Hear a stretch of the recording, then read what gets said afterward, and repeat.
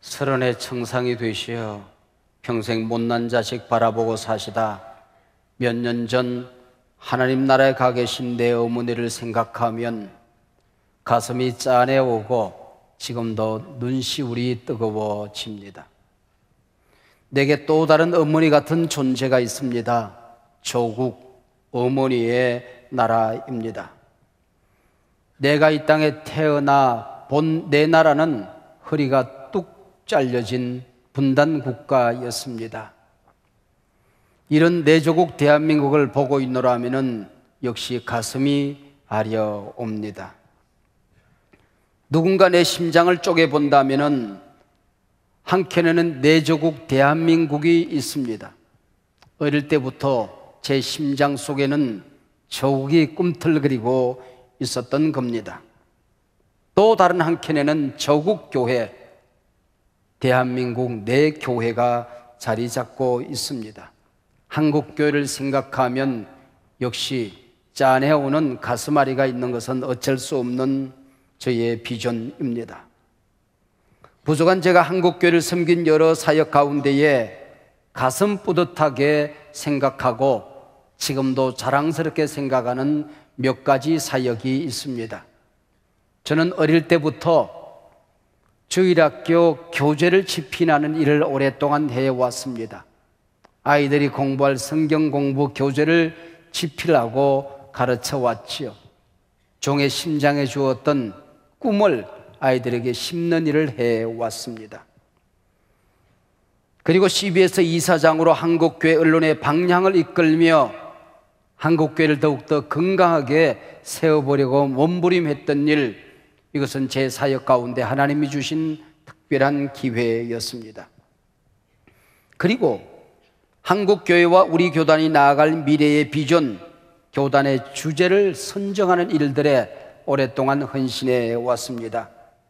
2년여 전에는 본교단 주제연구위원장이 되어서 기도하는 가운데에 2018년 남북이 나뉘어서 분단이 고차가 된 70주년을 우리가 보내게 되었구나라고 생각할 때에 가슴이 콩닥거리기 시작했습니다. 70년, 바벨론 포로에서 돌아왔던 70년, 분단의 비극, 세계 유일의 분단 국가의 아픔에서 돌아설 수 있는 기회가 되었으면 좋겠다. 반전의 드라마, 역전극이 펼쳐졌으면 좋겠다는 생각이 가슴 속에 뛰기 시작했던 것입니다. 그리고 내년 2019년 3.1 독립만세운동 100주년이 되는 해였습니다.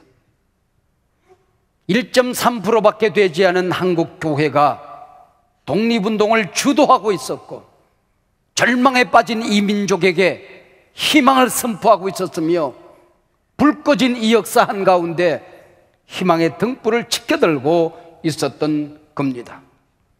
그래서 저는 한국교회가 나아갈 방향은 이것이다 붙들었습니다. 교회, 다시 민족의 희망이 되죠. 그 누가 뭐라고 하더라도 교회는 세상의 희망이다.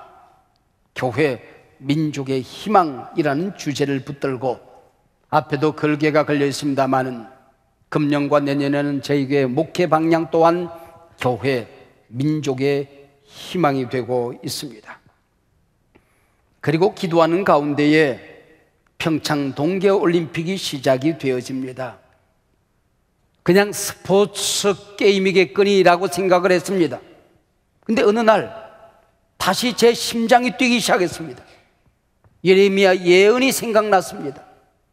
예레미야 예언을 붙들고 기도하던 다니엘이 예레미야 예언, 그게 하나님의 뜻임을 발견하고 70년 만에 포로로 끌려갔던 유다인들이 본국으로 돌아와서 무너진 성전을 수축하게 될 것이라고 예언하고 있었던 것입니다. 70년이 주는 상징적인 의미, 신앙적인 의미가 어쩌면 이 나라 한복판에서도 일어날 수 있겠다 싶었습니다. 금년은 남북 정부가 수립되고 분단이 고착화 된 지 70년이 되는 해입니다. 통일의 문이 열릴 수 있겠다, 열려야 한다. 그래서 우리는 기도해야 된다. 가슴이 하늘을 향하여 열리기 시작했습니다. 두 번째는 평창이란 도시가 주는 역사적인 의미가 있다 싶었습니다.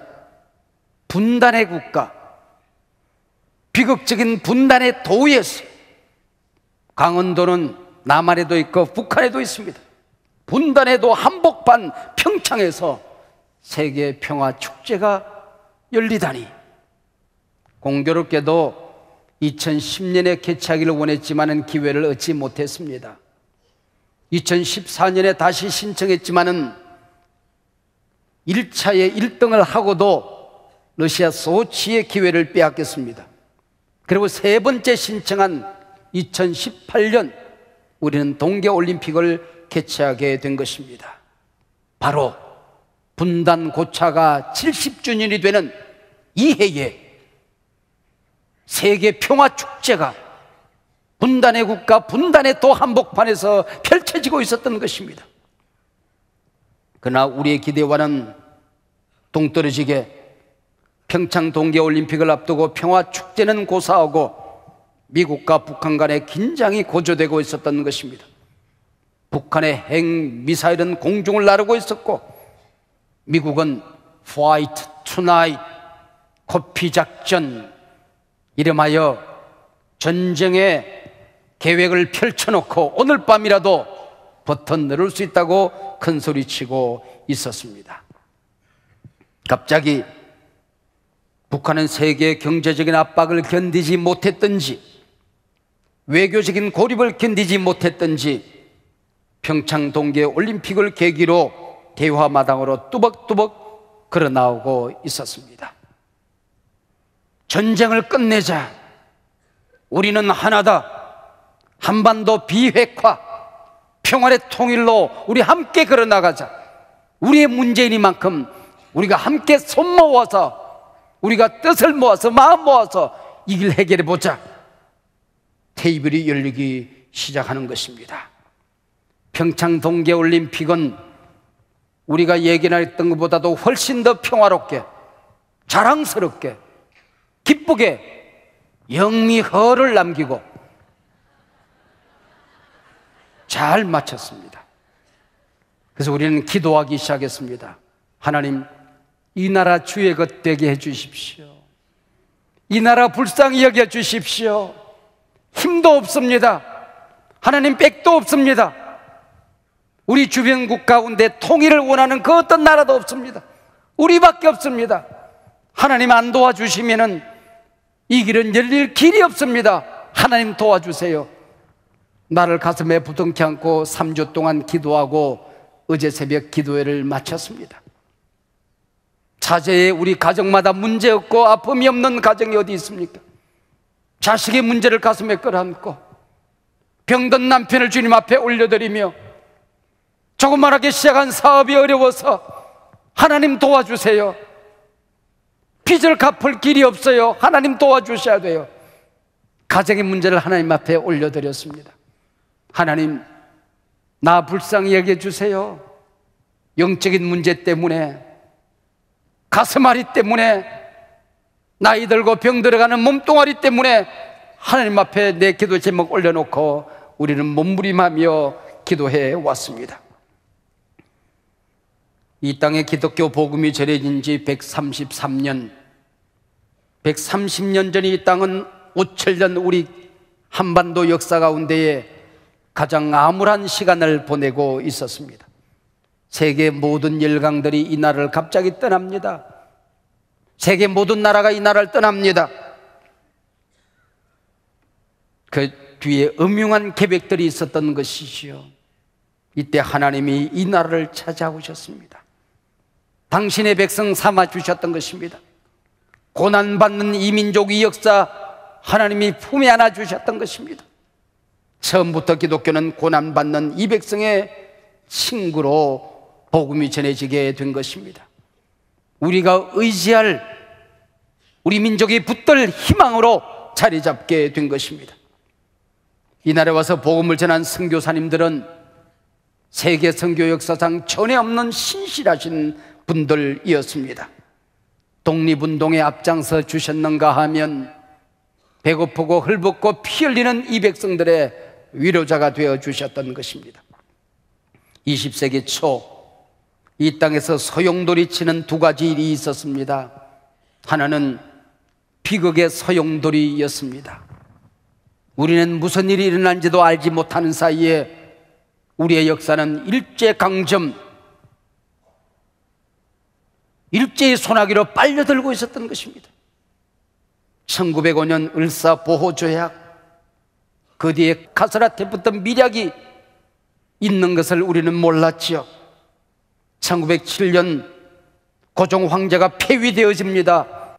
1910년 민족 역사의 수치를 우리는 당하게 된 것입니다. 경술국치 한일합방이었습니다.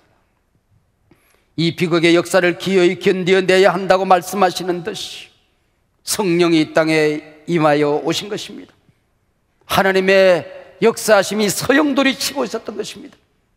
1903년 원산 바닷가에서 여성들이 기도하는 그 자리에 성령이 폭발적으로 임하게 된 것입니다. 1907년 평양이 그리고 서울이 성령의 도가니 속에 말려들게 되는 것입니다. 고종이 폐위되어지고 뜻있는 젊은이들이 도끼를 어깨에 가슴에 메고 광화문 내거리를 도끼로 땅을 찍으면서 통곡하며 가던 그 시간에 교회에서는 성령의 임재 역사가 일어나게 된 것입니다. 예배 시간마다 기도 시간마다 멀쩡한 나라 지키지 못한 죄를 회개했습니다. 이 나라 주의 백성 되게 해달라고 기도했습니다. 나라 살아나지 못한 죄를 회개했습니다. 온갖 미신 귀신에 빠졌던 우리의 허물을 주님 앞에 올려드리고 회개했습니다. 치욕의 9년 세월 견디다 말고 1919년 3월 1일 우리 기독교가 중심이 되어져서 담 1.3% 20만 명에 불과한 우리 한국교회 성도님들이 중심이 되어져서 만세운동을 펼치게 된 것입니다. 만세운동의 본부는 교회가 되었던 것이죠. 그 이전 1884년 12월 갑신정변이 일어납니다. 민영익과 그의 동료들이 큰 부상을 입게 되죠. 마침 이 나라에 와 있던 알렌 의료 선교사님의 손에 의하여 외과적인 치료를 받고 그들이 멀쩡하게 일어서는 모습을 보며 임금과 많은 사람들이 충격을 받습니다. 그래서 한국 땅에도 근대화된 병원 하나 세우자, 그래서 광회원 세브란스 병원이 설립되어집니다. 일제강점 속에 나라를 잃어버리고 언어를 잃어버리고 국권을 잃어버리고 모든 자유를 빼앗기고 땅덩어리 빼앗긴 저 백성들 살리는 길은 교육밖에 없다. 이 땅에 온 선교사님들은 학교를 세우기 시작했습니다. 1884년 배제학당, 5년도에 이화학당, 10년도에 이화대학, 15년도에 연희대학. 장로교 선교사님들이 일제강점 기간 동안 609개 학교를 세웁니다. 감리교 선교사님들이 200개 학교를 세웁니다. 900개가 훨씬 넘는 학교가 이 땅에 세워지게 되는 것입니다. 교회들마다 아이들 제대로 가르치자, 이 아이들을 키운 것이 민족의 희망이다. 주일학교 문을 열었습니다. 독립마다 아이들을 불러 모아서 성경을 가르치고 애국을 가르치고 바르게 살아야 된다, 바른 정신을 가르쳤습니다. 그것이 주일학교요 교회학교입니다. 절망에 빠진 사람들, 낙심하는 사람들, 생명을 포기하는 사람들, 수없는 사람들이 자결합니다.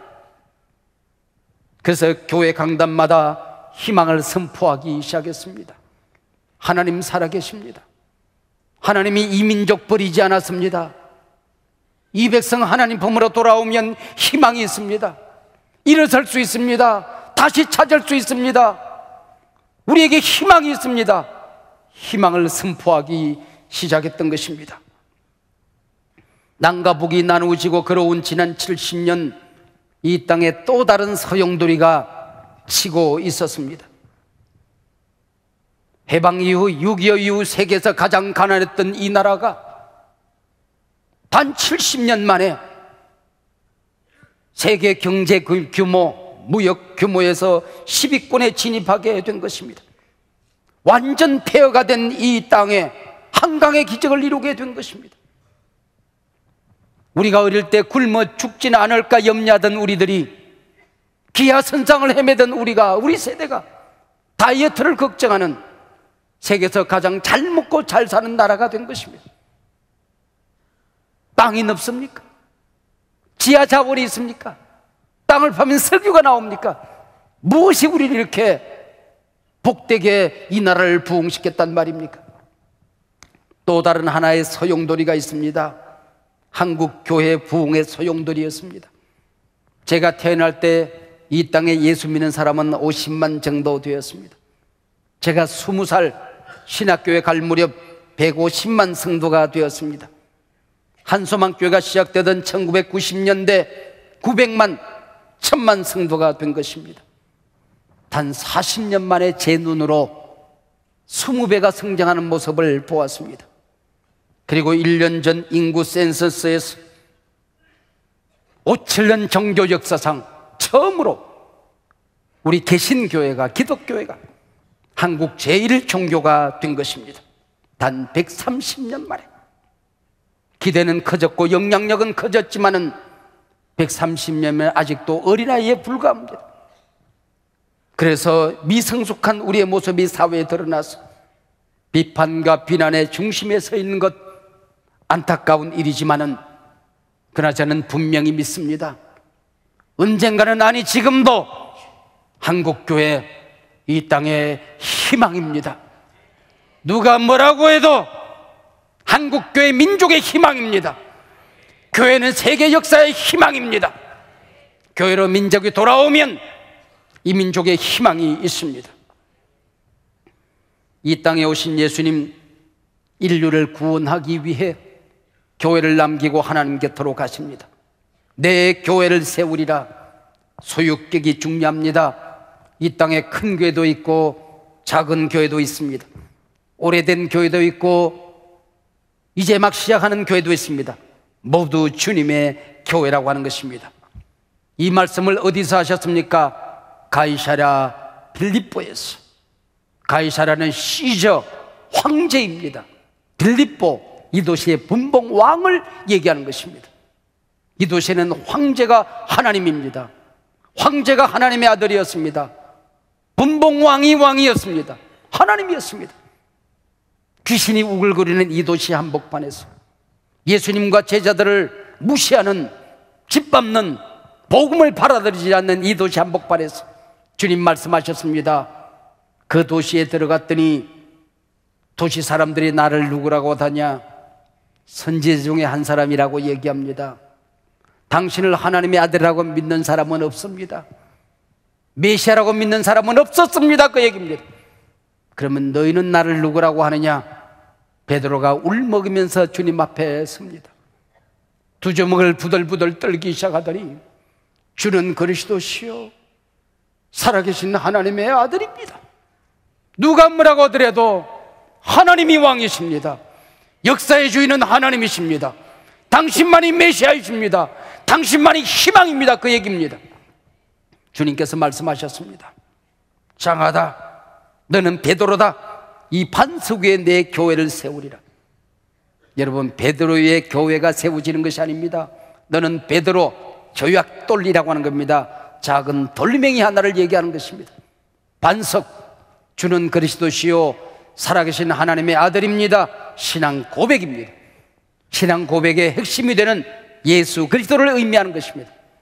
그분 위에, 그분의 십자가 위에, 피 흘림 위에, 부활하신 그 터전 위에 내 교회를 세우리라. 할렐루야. 우리는 연약합니다. 쓰러지고 넘어집니다. 문제가 많습니다. 조롱받는 사람들입니다. 정정받지 못하고 있습니다. 그러나 우리를 통하여 하나님이 역사를 만들어 가시는 것입니다. 희망을 만들어 가는 것입니다. 문제가 떠나고 온갖 절망이 사라지고 이 땅에 희망이 선포되어지게 되는 것입니다. 교회는 희망입니다. 예수님이 교회에 두 가지 선물을 주셨습니다. 내가 내게 천국 열쇠를 맡기겠다. 땅에서 무엇이든지 매면 내가 하늘에서 듣고 맬 것이다. 네가 땅에서 무엇이든지 풀면 내가 듣고 하늘에서 풀게 될 것이다. 여러분, 이 교회에는 천국 열쇠가 있습니다. 여호와에서 기도하면 지옥의 문이 매이게 되는 것입니다. 천국 문이 열리게 되는 것입니다. 여러분의 인생에 걸머지고 살았던 온갖 저주가 떠나게 되는 것입니다. 축복의 문이 열려지게 되는 것입니다. 질병과 가난이 떠나게 되는 것입니다. 하나님의 은혜가 임하게 되는 것입니다. 절망이 사라지고 희망의 문이 열려지게 되는 것입니다. 그리고 말씀하셨습니다. 음부의 권세가 이기지 못할 것이다. 너를 괴롭히는 온갖 더러운 영들이, 너를 실패로 몰아가는 온갖 절망과 좌절들이, 너를 쓰러뜨리고 넘어뜨리는 질병과 온갖 문제들이 너를 인생에서 괴롭히겠지만은 네가 기도하면, 말씀 붙들면, 하나님의 자녀가 되면, 영접하는 자 곧 그 이름을 믿는 자들에게는 하나님의 자녀가 되는 권세를 주셨느니라. 그 권세 붙들고 기도하면 너를 괴롭히던 음부의 권세는 이기지 못한다. 할렐루야. 이 시간에 떠난다. 할렐루야. 그리고 말씀 붙들고 나가라. 기도의 능력 받아서 나가라. 믿음을 가지고 나가라. 성령의 검을 들고 나가라.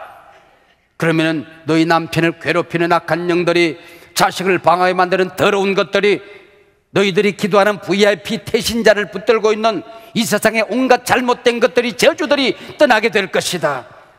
네가 가는 곳곳마다 음부의 권세가 이기지 못하리라. 주님이 말씀하셨던 것입니다. 교회가 가는 곳에 어둠은 물러갔습니다.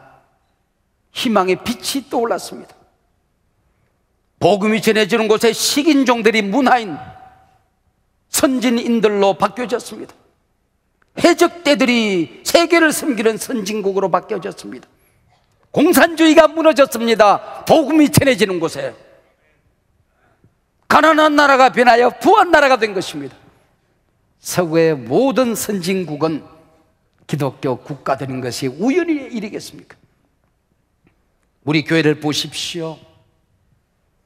고양시 파주시 중심에 전 한소망교회, 오늘 우리 시대에 보는 기적입니다. 28년 전 교인 한 사람이 없었습니다. 돈 한 푼이 없었습니다. 예배드릴 공간 한 평이 없었습니다.